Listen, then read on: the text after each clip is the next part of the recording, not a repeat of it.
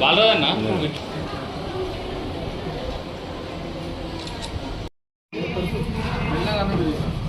राजीव गांधी हमारा है, राजीव गांधी हमारा है, राजीव गांधी हमारा है, राजीव गांधी हमारा है, राजीव गांधी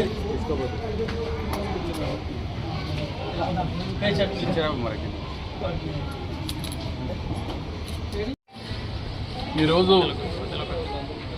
భారతదేశ వ్యాప్తంగా యాంటీ టెర్రరిస్ట్ డే తీవ్రవాద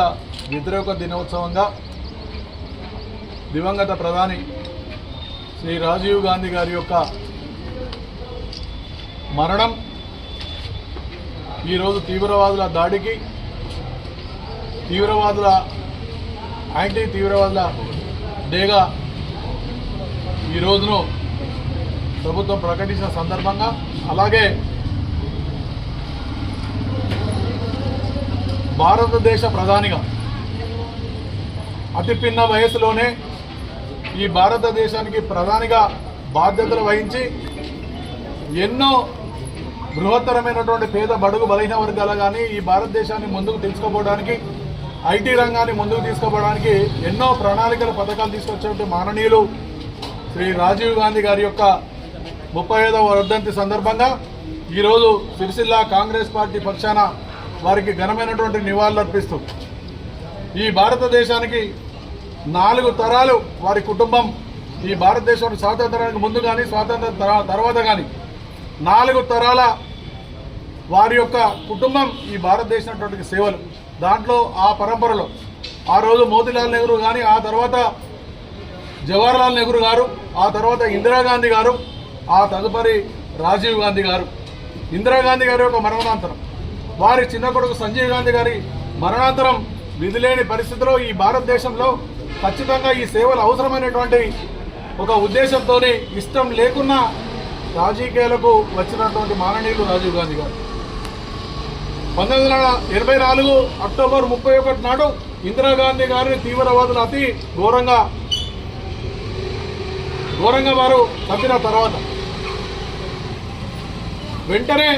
ప్రధాని బాధ్యతలు చేపట్టి ఆ తర్వాత ఎన్నికలకు పిలుపునిచ్చినటువంటి రాజీవ్ గాంధీ గారు దేశంలోనే అత్యధికంగా మెజారిటీతో ఆ రోజు 508 పార్లమెంటు సీట్లుంటే 401 పార్లమెంటు సీట్లు కాంగ్రెస్ పార్టీ అతిపెద్ద మెజార్టీతోని ఈరోజు ఇప్పటివరకు కూడా ఏ పార్టీ కూడా సాధించని మెజార్టీని సాధించి ప్రధానిగా బాధ్యతలు చేపట్టినటువంటి రాజీవ్ గాంధీ గారు ఆ తదుపరి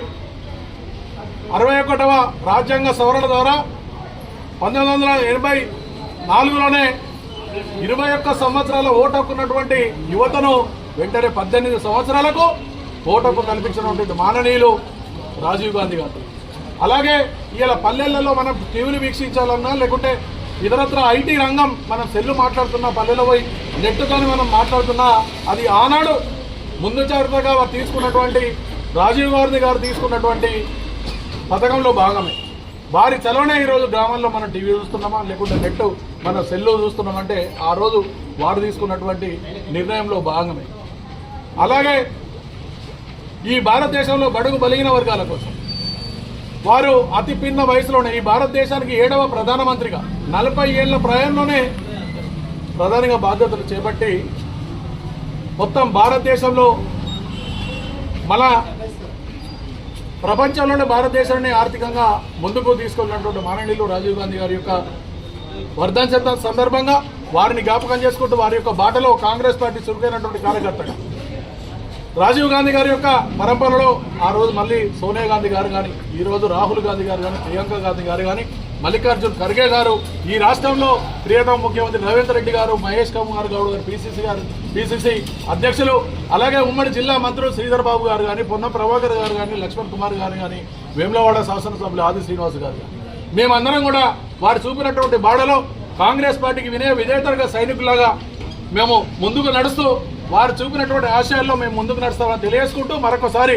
రాజీవ్ గాంధీ గారి వర్ధన్ సందర్భంగా వారికి ఘనమైనటువంటి నివాళులు ఈ జిల్లా కాంగ్రెస్ పార్టీ పక్షాన అర్పిస్తా ఉన్నాం.